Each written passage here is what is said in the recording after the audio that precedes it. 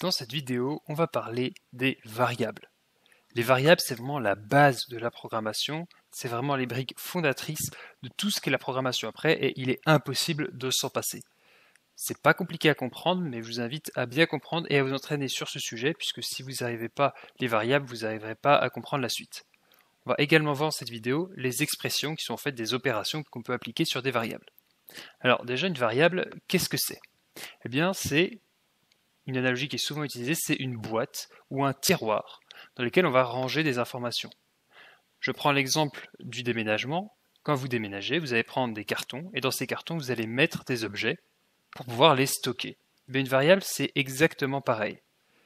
Ça va être une boîte, vous allez avoir une valeur à l'intérieur, ou même plusieurs, on verra plus tard, et cette boîte, elle va avoir un nom. Pour reprendre l'analogie du déménagement, c'est comme si vous aviez un carton avec tous vos verres dedans, de la cuisine, et dessus, vous allez écrire sur le carton « verre, attention fragile ». Du coup, quand on voit cette boîte, on sait qu'elle stocke des verres, et on sait comment elle s'appelle, puisqu'elle va s'appeler verre. Une variable, c'est pareil, ça va stocker des valeurs, des informations, et elle va être identifiable facilement par son nom. Alors, du coup, comme je vous l'ai dit, à quoi ça sert? Ça sert principalement à stocker des informations. Si vous faites par exemple un jeu vidéo, vous doutez bien que la vie du joueur va falloir la stocker pour ensuite pouvoir rajouter de la vie, faire perdre de la vie, etc. Pareil pour par exemple la vitesse de déplacement, tout ce genre de choses. Pour un site internet, ça peut être le panier si c'est un site e-commerce, les produits que la personne est en train d'acheter, etc., etc. Ça va également servir à faire des opérations. Pour reprendre l'exemple du jeu vidéo, si vous avez la vie du joueur qui est stockée quelque part, vous pouvez la récupérer. Vous pourrez la diminuer si par exemple le joueur rencontre un ennemi et la mettre à jour. Et comme je vous l'ai dit, c'est la base de tout programme. Alors tout ça c'est bien joli, mais à quoi ça ressemble concrètement? Eh bien voici un exemple en JavaScript. Voici un tout petit programme en JavaScript de 3 lignes qui met en pratique les variables. Vous avez ici deux variables qui sont déclarées, Dupont et Dupont, qui est une personne, et ensuite elles sont affichées. Alors qu'est-ce que ce code fait concrètement? On va le décortiquer. Alors pour créer une variable, il faut toujours utiliser en premier le mot-clé de la création de la variable. En JavaScript, ça sera let. Vous avez des langages où ça va être var, des langages où ça va être const, etc., etc. Ensuite, après le mot-clé, vous mettez le nom de la variable. Souvenez-vous, comme on a vu ici, c'est ce nom ici que vous allez stocker. Ça, c'est totalement arbitraire. Vous mettez ce que vous voulez, enfin presque ce que vous voulez comme nom. Donc là, par exemple, je l'ai appelé nom puisque c'est le nom de la personne. Et celle d'en dessous, je l'ai appelé prénom puisque c'est le prénom. Ensuite, on met égal et ensuite, on met la valeur de cette variable. Là, par exemple, j'ai mis Dupont. Donc, le mot-clé, le nom de ma variable, égal pour lui mettre une valeur, et je lui mets une valeur. Alors là, j'ai mis Dupont. J'ai mis une chaîne de caractères, donc je l'ai mis entre guillemets. Si j'avais fait une variable âge, j'aurais pu mettre letAge égale 4, sans guillemets, puisque c'est un nombre. Alors, une petite spécification, si vous cherchez des tutos en JavaScript, vous allez peut-être voir des fois, à la place de let, il y aura écrit var. Parce que c'est aussi comme ça qu'on peut écrire une variable en JavaScript, mais c'est du vieux JavaScript, c'est plus comme ça qu'on fait maintenant dans le JavaScript récent, même si vous trouverez encore des gens qui débattent sur l'utilisation ou non, pertinence ou non de var ou quoi. En tous les cas, apprenez le JavaScript moderne, mettez let, et vous verrez aussi peut-être des fois const, ça c'est des constantes, c'est des variables qu'on peut initialiser une fois, mais ensuite on ne peut pas modifier leur valeur. Donc voilà, que vous sachiez que ça existe. Vous prenez pas la tête avec ça pour le moment, vous mettez let si vous êtes en JavaScript, le nom de votre variable égale la valeur. Et ensuite cette ligne, console.log, permet d'afficher quelque chose dans la console. Donc là on va afficher bonjour, plus on va utiliser notre variable nom, on va mettre un espace et on va utiliser notre variable prénom. Donc ce que va faire l'ordinateur quand il va lire cette ligne, c'est qu'il va afficher dans la console bonjour, et ensuite ici à la place de nom, il va tout simplement prendre la valeur de la variable nom et il va la mettre à la place. Et ensuite il va rajouter un espace, puis il va arriver là, et il va pas afficher non plus prénom, il va prendre la valeur de la prénom, donc Dupont, et il va le mettre à la place. Donc cette phrase affiche bonjour Dupont Dupont. Alors, je vous ai dit juste avant qu'on pouvait appeler une variable comme on le voulait. C'est pas exactement vrai. En réalité, vous donnez à peu près le nom que vous voulez à votre variable, c'est-à-dire si vous voulez appeler ma variable, vie du héros, élément 48, vous avez le droit, mais il y a quand même quelques règles à respecter dans la programmation générale et également JavaScript. La première règle implicite à respecter, c'est pas réellement une règle, c'est plutôt une convention, c'est que donner à vos variables un nom qui ait du sens. Ça semble assez logique, mais évitez d'appeler vos variables avec des genres ma variable 8, ma variable 5. Sinon, dans votre code, vous ne comprendrez rien à ce que vous avez voulu faire. Par exemple, si votre variable elle représente un nombre de points de vie du héros dans le cadre d'un jeu vidéo, et ben vous appelez votre variable nombre vie, nombre point de vie, nombre point de vie héros, quelque chose de logique qui vous parle à vous et qui, il faut qu'en voyant le nom de la variable, vous savez exactement ce que contient cette variable. Donc évitez les ma variable 8, FB45, etc. Ensuite, il y a des règles de nommage à suivre qui font que si vous ne les respectez pas, votre programme ne va pas marcher, ça va planter. La première règle, c'est qu'on ne met jamais de nombre au début d'un nom d'une variable. Vous ne pouvez pas appeler votre variable 0, ma variable 1, ma variable, c'est interdit. Vous pouvez mettre des nombres dans la variable, vous pouvez mettre des nombres à la fin du nom de la variable, mais jamais, on ne commence jamais le nom d'une variable par un nombre. Également, une variable, c'est un mot unique. Il n'y a pas d'espace dans une variable. Vous ne pouvez pas mettre ma espace variable. Il faut mettre ma variable tout attaché. Vous n'avez pas le droit, puisque sinon le langage va penser que c'est deux mots différents, deux mots-clés différents, il va essayer de comprendre et ça va exploser. Les caractères autorisés dans une variable, c'est une lettre, enfin plutôt des lettres, des nombres, et en JavaScript, les deux caractères spéciaux que sont le $ et l'underscore. C'est tout. Vous n'avez pas le droit de mettre des trémas, des slash, des parenthèses, ce genre de trucs. Des lettres, des nombres, bon, il faudrait un S là, des lettres, des nombres, et $ et underscore. Enfin, ça c'est pas une réelle règle de nommage, mais évitez les accents, évitez de manière générale d'écrire vos noms de variables en français, puisque la programmation c'est plutôt en anglais. Bon, ça c'est pas une règle, hein, vous faites ce que vous voulez. Si vous débutez et que vous avez un peu de mal avec l'anglais, écrivez vos noms de variables en français, il n'y a aucun problème. Mais essayez d'éviter quand même en règle générale de mettre des accents, parce que en anglais il n'y a pas d'accent, et les accents sont généralement quand même mal gérés en informatique, donc évitez. Et enfin, une des manières de nommer les variables, vous faites comme vous voulez, mais qui est quand même une convention plutôt très bien établie dans le milieu de la programmation, c'est le camel case. En effet, comme on n'a pas le droit de mettre d'espace dans nos variables, il a fallu trouver une solution pour nommer des variables qui sont pas uniquement un mot mais plusieurs phrases. Par exemple, ma super variable, si on écrit ma super variable à la ligne en minuscule, ça va être compliqué à lire. Donc une des conventions, c'est que le camel case, c'est qu'en gros, à la place de mettre un espace, on met une majuscule, comme cet exemple ici. Donc au lieu d'écrire camel espace case, on écrit camel, C majuscule, comme s'il y avait un espace ici, et case. Il y en a également qui utilisent l'underscore pour symboliser les espaces. Donc ici, on aurait un C minuscule et on aurait un espace à la place un underscore à la place de l'espace. Je vous conseille d'utiliser le camel case. C'est une des conventions les plus établies et ça marche bien. On peut facilement lire le nom des variables, il n'y a aucun souci. Il y a deux déclinaisons, il y a le lower et le upper camel case. En gros, c'est qu'on commence le premier mot par une minuscule, et ensuite tous les mots auront des majuscules pour symboliser les espaces. Ça c'est le lower camel case. Et le upper camel case, c'est que tous les mots ont des majuscules, même le premier. Généralement, le upper camel case, c'est plutôt quand on est un peu plus avancé pour la programmation objet, le nom des méthodes, des classes, etc. Il y a des majuscules partout. Ou pour les propriétés, bref. Je vous conseille en JavaScript pour vos variables de base de faire du lower camel case, donc une minuscule au début, et ensuite vous mettez une majuscule à la place des espaces en fait de chaque mot. Alors, comme on vient de le voir avec l'exemple ici des noms et prénoms avec des chaînes de caractères, il y a différents types de variables qu'il faut connaître. Il y a plusieurs types, on va parler des principaux que vous avez à connaître pour les bases de la programmation. C'est tout d'abord les types numériques. C'est des nombres. Ça peut être 1, 2, 5, 12,4, etc. Il y a les int, les integers, qui sont tous les nombres entiers, donc 1, 2, 3, etc. Et il y a les floats, qui sont tous les nombres flottants, donc tous les nombres à virgule, 12, quelque chose, 13, quelque chose. Donc ça c'est pour les nombres. Il y a un autre type de variables qui sont les booléens. Les booléens, vous savez, on dit souvent qu'en informatique tout est binaire, c'est 0 ou 1, c'est vrai ou faux. Et les booléens c'est exactement ça.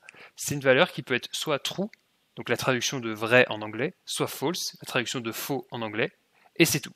C'est juste vrai, juste faux. Elle n'a que ces deux valeurs possibles. À quoi ça sert? Ça peut servir souvent à vérifier des conditions. Par exemple, si vous faites un jeu vidéo, vous pouvez vérifier est-ce que le joueur est mort? Vous avez une variable de type booléen est mort qui est égale à false, ça veut dire qu'il n'est pas mort. Si est mort égale à true, ça veut dire que le joueur est mort. Un autre type de variable, c'est les chaînes de caractères. C'est exactement celle qu'on a vue ici.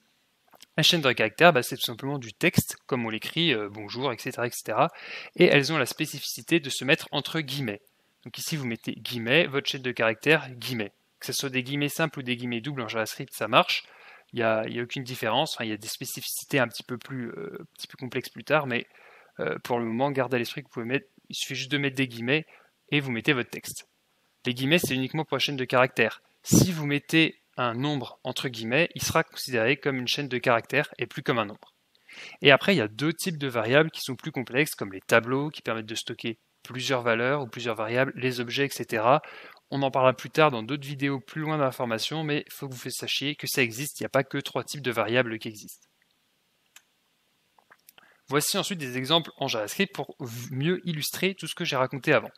Donc le premier type, on a dit, c'était les types numériques.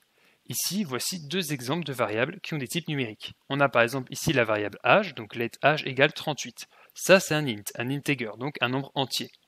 Et en dessous, on a un exemple avec la variable taille, qui est un float, un nombre donc flottant, puisque c'est 12,8.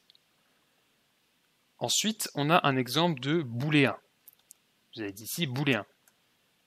On a une variable, par exemple, si on parle d'une réunion, on pourrait avoir une variable qui s'appelle est présent à la réunion. Eh bien là c'est égal à true, donc ce qui veut dire vrai, c'est donc un booléen. S'il n'était pas présent, il aurait fallu écrire false, F-A-L-S-E, pareil qu'on a écrit true, c'est des mots qui sont réservés dans le langage, donc vous devez les écrire comme ça, vous n'avez pas le droit de vous amuser à mettre une majuscule par exemple, il faut vraiment les écrire comme ça. Ensuite, on a une chaîne de caractères, donc let no égale Dupont, comme on a vu dans l'exemple avant. Et en dessous, on a deux types de variables un peu plus complexes. Je voulais vous mettre des exemples quand même si vous n'avez pas besoin forcément de prendre la tête avec ça tout de suite. C'est les tableaux et les objets. Là, on a par exemple une liste d'enfants, où on a les prénoms des enfants. Donc un tableau, ça s'écrit entre crochets. Et ensuite, vous pouvez mettre toutes les valeurs que vous voulez, séparées par des virgules. Donc là, par exemple, on a un tableau de chaîne de caractères avec la chaîne de caractères Marie, virgule Léo, virgule Thomas, mais on pourrait avoir un tableau d'âge avec 5,5,2, et en JavaScript, vous pouvez même faire tout ce que vous voulez, vous pouvez faire un tableau qui mélange les types, vous pouvez faire Marie, virgule 2, virgule Théo, virgule trou, etc., etc.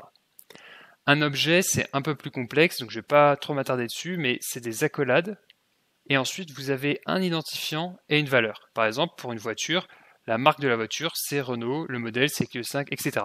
Vous ne prenez pas la tête avec les objets, ni trop les tableaux, il y aura des vidéos vraiment dédiées à ça, mais c'était important d'en parler quand on parle des types de variables en JavaScript. Également, un autre point qui est important, c'est qu'en JavaScript, le typage est dynamique et implicite. Alors, tous les langages ne fonctionnent pas comme ça, mais JavaScript fonctionne comme ça. Qu'est-ce que ça veut dire ? Ici, je viens de vous expliquer que la variable âge, c'est un int, parce qu'il y a écrit 38, et la variable nom, c'est un string, donc une chaîne de caractères, parce qu'il y a écrit Dupont. Vous remarquerez qu'à aucun moment, on dit à JavaScript que c'est le cas. Il y a des langages, comme par exemple en C#, vous devriez mettre le mot-clé let, ensuite vous devez préciser le type, donc en mettant int, ensuite le nom de votre variable, âge égale 38. Dans cet exemple-là, il faudrait écrire let string nom égale Dupont. En JavaScript, n'essayez même pas de faire ça, ça va exploser. Effectivement, on ne précise pas à JavaScript le type de la variable, ce qu'on appelle un typage implicite. C'est-à-dire que les variables sont typées, parce que voilà, les langages de programmation sont tous typés, mais le typage est implicite, c'est-à-dire qu'on ne précise pas à la main, en mettant un mot-clé, par exemple int avant, de quel type va être la variable. C'est JavaScript qui va le faire lui-même. Donc il y a du typage, on entend des fois que JavaScript n'est pas typé, c'est faux, JavaScript est typé, mais c'est juste que le typage est implicite, donc il n'est pas explicite.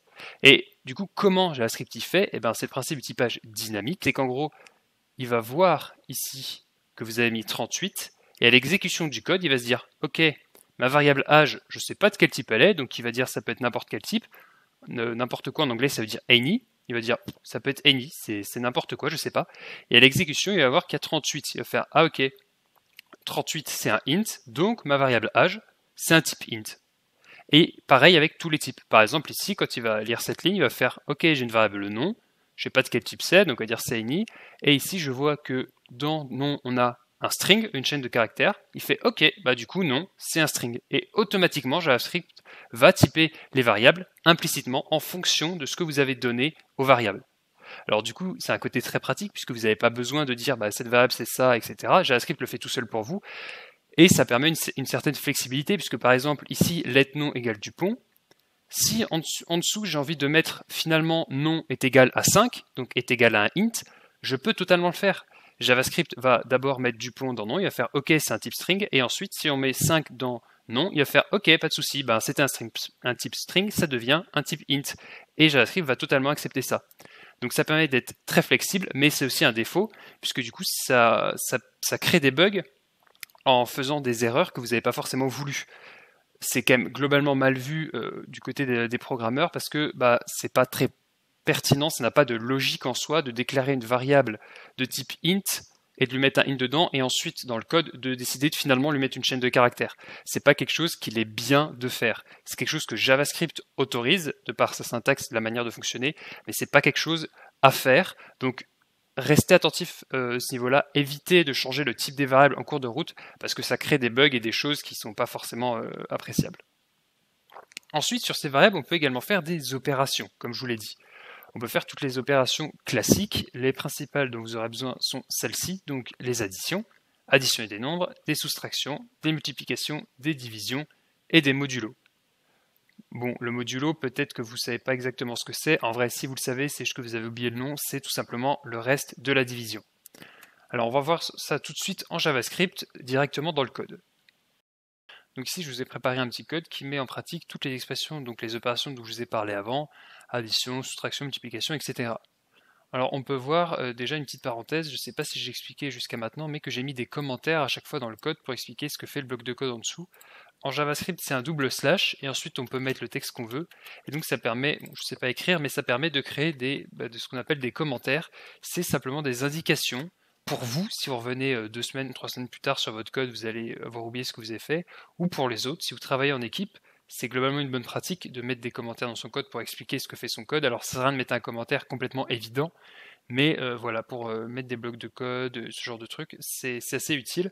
Donc je vous en parle maintenant, à savoir que quand le logiciel va lire cette ligne, il n'y a aucun moment où il va tenter de comprendre ce qui est écrit, de l'exécuter, etc.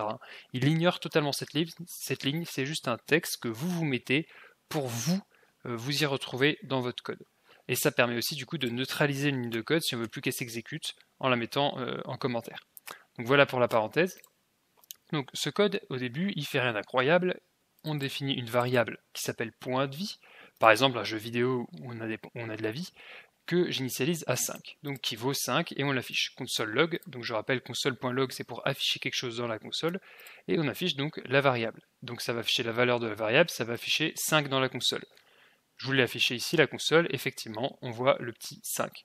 Il y a 5 d'affichés. Rien d'incroyable. Par contre, ensuite, ça devient un petit peu plus intéressant. On a les additions. Là, on voit que je prends ma variable point de vie, et je lui dis qu'elle est égale à elle-même, plus 1. Donc, qu'est-ce que fait cette expression? Eh bien, la variable point de vie est égale à elle-même, donc 5. Si j'enlève ça, là, ça n'a rien changé, ça ne sert à rien de faire ça, ça fait 5.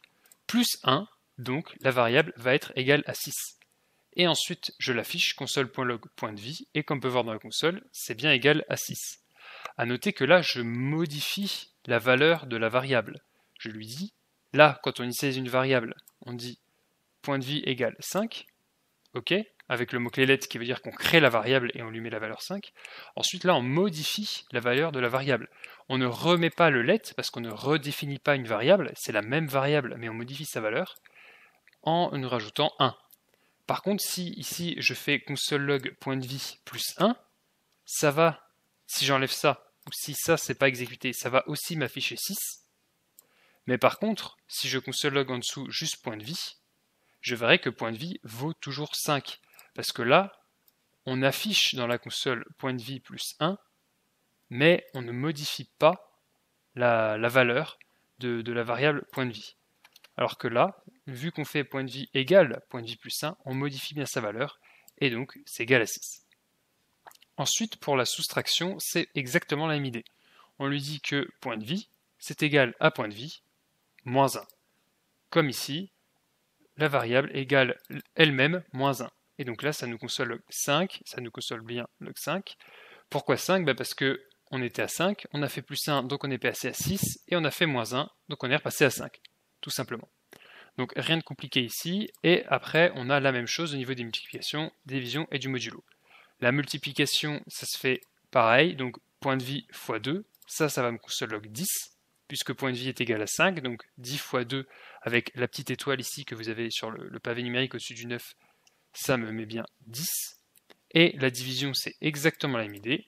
Point de vie divisé par 2, donc 5 divisé par 2, ça fait 2,5. A noter ici que là, j'ai fait des console logs, c'est ce que je vous expliquais juste avant.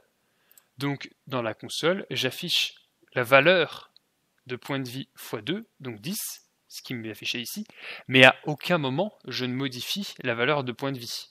Ce qui fait qu'ici, quand on divise par 2, on a 2,5, parce qu'on ne part pas de 10, on part de 5. Parce qu'ici, cette ligne ne fait que afficher quelque chose dans la console sans modifier une quelconque valeur. Si je voulais modifier ici la variable de point de vie, il aurait fallu faire point de vie égale point de vie fois 2. Et là, si je console log ensuite ici point de vie, j'aurai le même résultat, j'aurai 10, sauf que là, j'ai modifié la valeur de ma variable point de vie, puisque je lui ai dit point de vie égale quelque chose d'autre. Alors que ici, si je reprends ce que j'avais fait donc avant, ici je ne modifie pas la valeur de la variable, j'affiche juste ce que ça fait si je modifie, si je fais point de vie x 2. Donc je ne sais pas si c'est très clair, j'espère que oui. Ce qu'il faut retenir de ça, c'est tout simplement que quand on fait une variable égale, on modifie sa valeur. Par contre, quand on fait une opération dans un console log par exemple, il n'y a aucun moment où on modifie sa valeur. On affiche juste le résultat de l'opération qu'on fait. Donc après multiplication et division, on a le modulo, ici, qui est la même chose que pour les deux, donc avec le symbole du pourcentage. Donc point de vie modulo de 2, ça fait 1. Effectivement, on a 1 dans la console. Alors, pourquoi 1 ? Parce que c'est le reste de la division. Le reste de la division entière.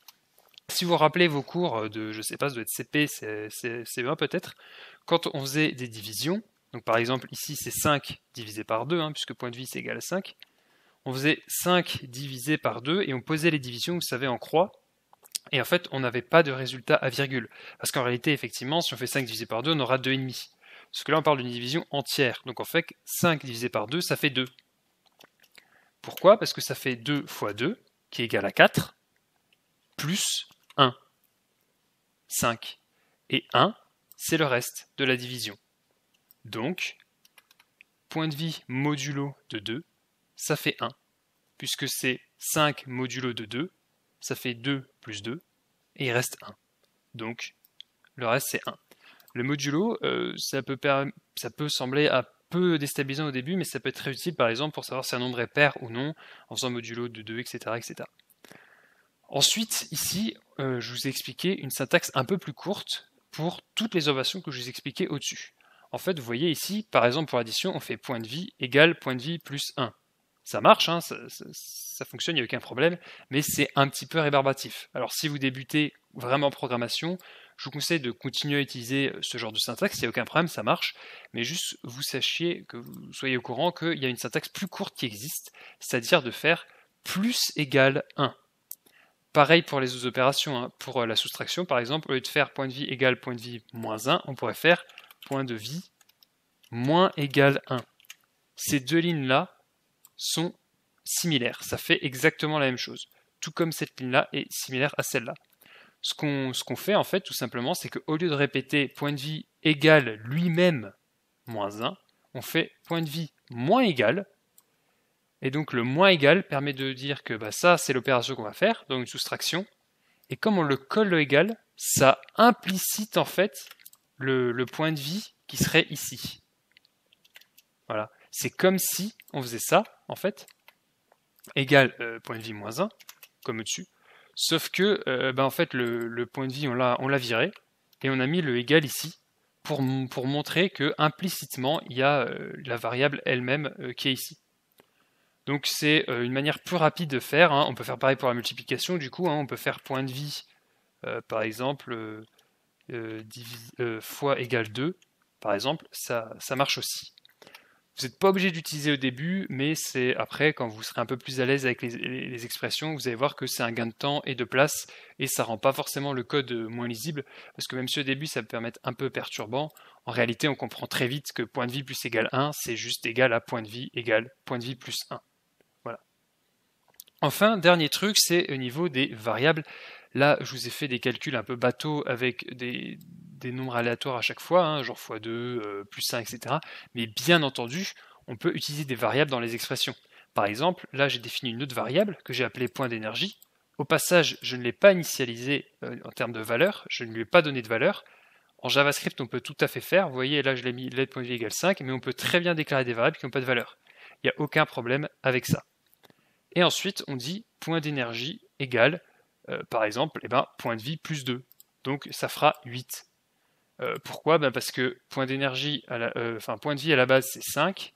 Ici, on lui a rajouté 1, donc ça passe à 6. Et ici, on rajoute 2, donc ça passe à 8. Et ça console bien 8 ça log bien 8 dans la console. Si je console log. Donc, ça, c'est juste pour vous expliquer que vous pouvez faire des expressions, des calculs avec d'autres variables. Sinon, bien sûr, c'est pas intéressant. Par exemple, ici, à la place de -1, on pourrait créer une variable qui s'appelle dégâts, qu'on appelle 1, et ici, on fait moins dégâts. Et voilà, ça marche aussi, il n'y a aucun problème à ce niveau-là. On en a fini sur les variables. Je vous conseille d'essayer tout ça. Ouvrez votre programme, faites des additions, des soustractions, testez plein d'expressions comme je vous ai montré. Une fois que vous êtes au clair avec ça, vous pouvez continuer sur la prochaine vidéo.